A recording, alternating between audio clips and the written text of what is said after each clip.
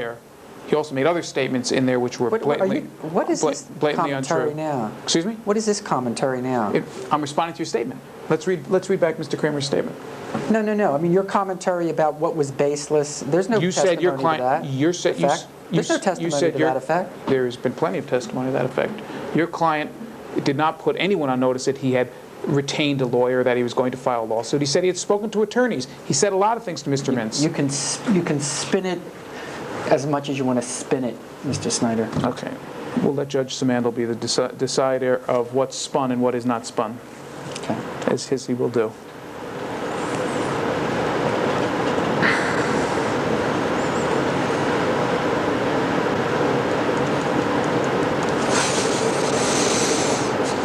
When you said to him, sir, that they would be kept in a safe place, when you said that to Mr. Damiano, sir, were you lying? No. Would it be fair to state that when you said that, you were saying that to give him some measure of comfort? Yes.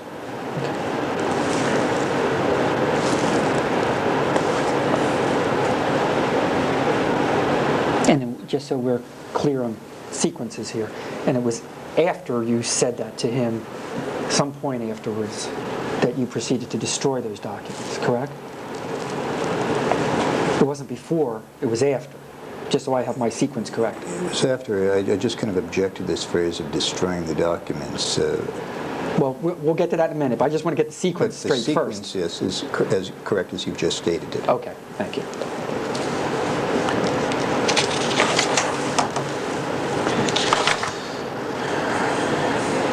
Do you recall ever calling Mr. Damiano?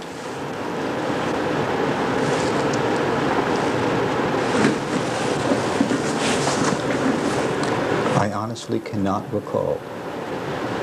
How far back do you keep your phone records, sir?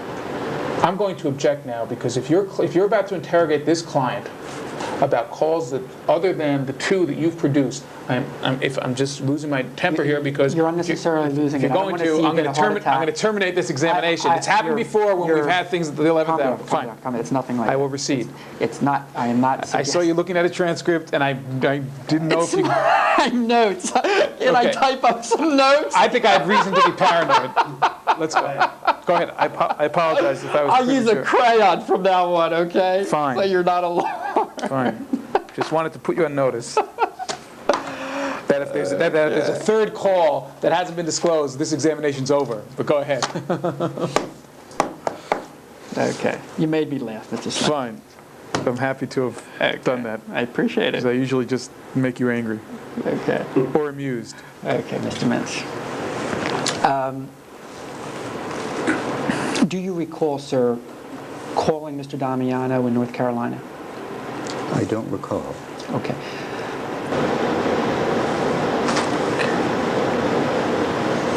Let me try to refresh your memory, if I may. Sure. Do you recall in this June of '91 calling Mr. Damiano in North Carolina and saying the following to him? Hello, this is Mitch Berman. How are you? The address here is 2934 and a half Beverly Glen Circle, Suite 412, Bel Air, California, 90077. Mr. Damiano repeating it to make sure he got it correctly. You saying yes, that is correct. Do you recall that? Can I object? And was this something that was turned over to us, a transcript that you're reading from? It's not a tape, Mr. Snyder. Was it a note of a conversation that your client gave to you? Yes. Deposition's over. We're leaving. We're leaving. Let's go. We're leaving. You're saying that a communication between me and my client is discoverable? Your client obviously kept notes from 1991 of a conversation which he didn't turn that's over. an inference. That's an inference that you're making, sir. And I would ask you. You're reading from a transcript now. I'm not looking at it, but I can tell that's what you're doing. Mr. Snyder, Mr. Snyder, you are jumping to conclusions. You're reading from a paper, right? I am reading from a confidential, and I didn't realize I had to I'm not reading do it. this. I'm I not reading mean, it. I would think there'd be some degree of No. professional courtesy No, that I because wouldn't your have to client's cover been my Your notes. client's been turning over documents late. And Mr. Snyder, and we just found out documents were destroyed. So please, get off your high Before the horse. lawsuit. Get off Before your the- high horse, please. Before the lawsuit was filed, thank you. Blank pieces of paper. Not Before the blank, lawsuit not was blank filed. pieces of paper. Documents that he's contending were illegible. And What are you saying right were now? not blank when they came across the fax line. You're- And what I'm saying, sir, is that a communication from my client to me, that he remembers a conversation, for you is grounds to terminate a deposition. I would suggest that you do this, sir. Get some air, talk to your partner, and I mean this with all seriousness and sincerity, and tell me whether you really want to terminate this Let me deposition. ask Because you- I say to you, if you do it at your peril, without basis, and it would be something I think you would regret in a cooler moment. Fine. Okay? Let me ask you this. Your representation is that as you read from whatever you're reading from, your client has no notes of anything that forms the basis of any of these questions? As I've made clear to you, I am not shy about telling you if my client has not given me something. I've made that clear to you, and you've seen that. Even when it's not to my advantage, I've done that. And you know I've done that. I know you have. Okay? And I would The basis of my not concern is hesitate to do that. All I can tell you is you're reading that if I ask my client to recount a conversation, and he does so, and his wife types it, God bless him. Yeah, why can't I do that? You're reading, as you know, it appears that you're reading something verbatim of something that happened 5 years ago, and when you start it's a list of questions. When you start I'm not asking you to tell me from your notes. When you're reading something verbatim, word for word, about a conversation I had 5 years ago, instead of saying, "Sir, in substance, did you say the following?" But you're literally giving, with adverbs, adjectives, prepositions, word for word, asking whether he said that, and the other one said that 5 years ago. It gives us a moment to pause and be concerned All I that he can has say to notes of those conversations that we haven't been provided Okay, with. all I can say to you Yes. is that I don't have any such notes, and he's not disclosed to me that he has such notes, and I've asked him for such notes. That's all I can say Might to they you. exist? Not to my knowledge. Can- That's all I can. What else can I say But to you you? see, All I can do is ask for them. I don't, just like you don't control Mr. Dillon, Right. right? I have only so much control over my clients, I Mr. understand. Damiano among them. When he gave you the verbatim quote that his wife typed or whatever quote typed for you, did you ask him? Now you're asking for privileged communications, Well, Mr. Snyder, and I'm not going to Well, get can into we that. ask- well, the obvious disadvantage and unfairness would be, for example, if he had notes that you're unaware of sitting here today, of these conversations, that I wasn't provided, then I would have been unable to give my client those notes to prepare him for this deposition. I don't have them. I understand you don't, but you have some verbatim quotes of something that allegedly happened 5 years ago, and Am I doing it again? No. Go ahead. And I just think it's reasonable to inquire whether those notes exist. If they do, I think it's only fair that this witness not be forced to answer questions about I will do conversations this. for which there are notes. I will do this. I can page my client, give him this phone number here. And then we'll and move on to another Change conversation. the subject to, Fine. Is that fair? That's fair. Okay. Let me do that. Thank you. Sure. Your phone. Thank you. Should I go off the record, Counsel? Yes, glass of water would be fine. The time is 4:47 p.m. and we're going off the record. You want 4:52 p.m. and we're back on the record. Mr. Kramer, you asked me whenever these things came to my mind about the mistruths. Yes. Just to place that in context, I want you to know that, because I'm a truthful person, Do you recall ever giving Mr. Damiano your fax number? yes.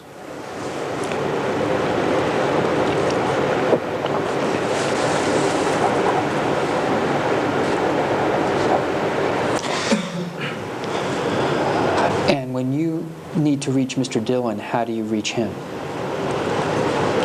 I phone him. At his home? If he's in Los Angeles, yes. If he's on the road, I try and locate him that way. Okay. Do you recall receiving a package of materials from Mr. Damiano that contained, let me just strike that. Do you recall receiving a package of materials from Mr. Damiano that were signed for by certified mail at your Bel Air address? Yeah. I honestly do not recall receiving a package of material from Mr. Damiano.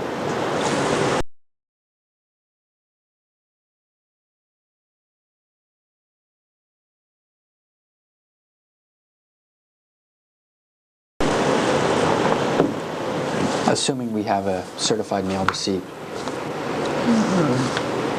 from someone purporting to be at that address. Again, are we talking packages, letters, Package. FedExes? A package, Yes, physical certified package. mail package. I do not recall receiving a package from Mr. Damiano.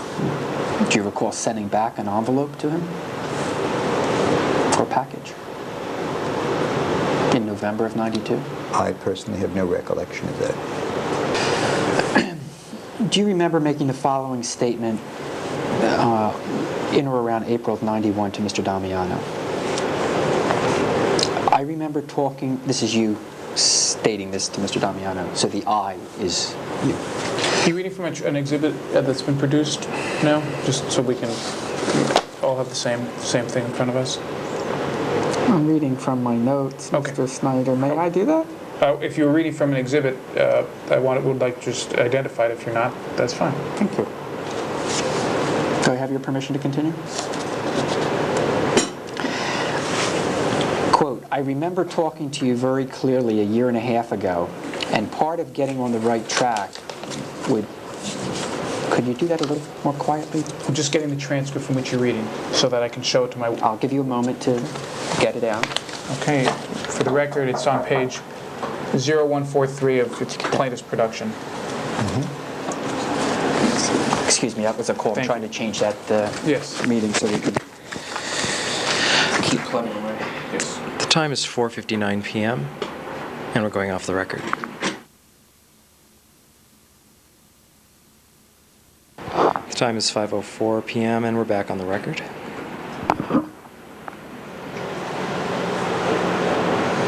During that break, Mr. Mintz, I noticed you were having a colloquy with your attorneys, which is your right to do. After that colloquy, is there anything you wish to change or amend, add to your testimony? No. If you were going to pick up where you had left off, Okay. nothing to amend. Okay. The only thing that I would like to have the opportunity to amend is to give you an indication as to why I continue to have this dialogue with your client. I think we're just missing that as an overview here. That I would like to be able to insert that when you consider that appropriate. Well, one of the few perquisites that I get in life is to get to answer questions the way I understand. deem them. Okay. Okay. So don't deprive me of that All right. small pleasure. All right. Okay. And you have able counsel who can ask you questions if you feel you need to supplement something or add something. Okay. Okay. Okay, now, and I think your counsel has shown you the spot in the transcript that I'm referring to, that I have in my notes. In April of '91, do you remember stating the following to Mr. Damiano, sir? I remember talking to you very clearly a year and a half ago, and part of getting on the right track would be never calling this number at the hour that you called over the weekend. Do you recall saying that to him, sir? I do.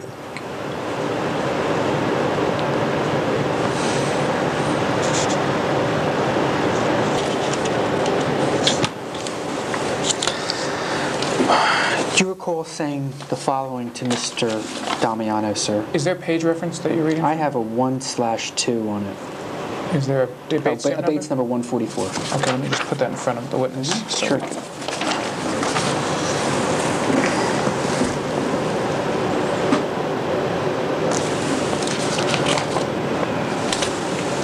You state at the top of the page, or at least it appears to that you state, my job here is to pass along information to Bob. Do you recall saying that, sir? Looking Yes. at the top. Okay. And Bob, of course, is Bob Dylan. Yes. And then you say, which I think I have. Do you see that, sir? Yes. Did you say that? Yes. Okay. When you said that to Mr. Damiano, which I think I have, were you lying to him?